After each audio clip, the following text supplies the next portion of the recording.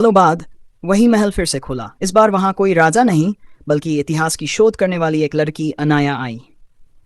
उसका मकसद महल की डरावनी कहानियां बताना नहीं था, वह उस गायब हुई आत्माओं की सच्चाई दुनिया तक पहुंचाना चाहती थी।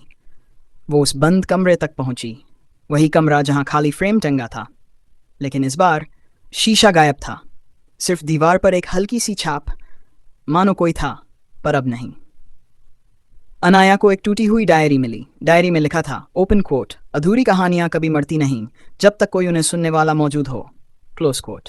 साथ ही उस डायरी में ईशान रसायन शीशा बनाने वाले कारीगर का आखिरी नोट था, ओपन कोट, यह शीशा दो दुनियाओं का रास्ता नहीं, यह इंसान के दिल का रास्ता है।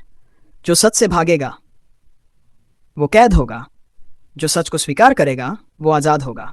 डायरी में लिखा था कि अगर कोई व्यक्ति रात के 3 बजे उस फ्रेम में अपना सच बोले तो पोर्टल खुल जाएगा और अंतिम बंद आत्माएं मुक्त हो जाएंगी। अनाया ने कोशिश की। उसने फ्रेम के सामने खड़े होकर कहा, मैं डरती नहीं, मैं कहानी सुनाने आई हूं, और हर वो आत्मा जो तुम में कैद है, मैं उसकी आवाज़ बनूंगी। कमरा अचानक ठंडा हो गया। फ्रेम में हल्की सी रोशनी जागी और महल की दीवारें धीमे धीमे फुसफुसाने लगीं। दीवारों ने क्या कहा? ओपन कोट, सच। आखिरकार किसी ने सच बोला। पोर्टल खुल गया। अचानक फ्रेम के भीतर धुएं जैसा एक झरना चमकने लगा। उसमें कई धुंधले चेहरे दिखाई देने लगे, डरे हुए, भूले हुए और सदियों से बंद। एक एक करके वे सब बाहर आने लगे, फुसफुसाते हुए। ओपन कोट, हम सिर्फ डर नहीं थे, हम कहानी थे, अधूरी कहानी। और फिर वो सभी चमक में बदलकर हवा में घुल गए।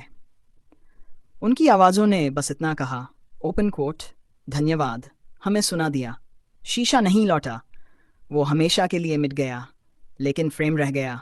अब वो जादुई नहीं था, वो सिर्फ एक खाली फ्रेम था, पर कहानियों से भरा हुआ। अंतिम रहस्य आज उस फ्रेम के नीचे एक लाइन लिखी है, ओपन कोट, डर वहीं होता है जहां कहानी सुनी न जाए। अब महल वीरान नहीं है, कहते हैं, अब वहां डर नहीं, कहानी रहती है।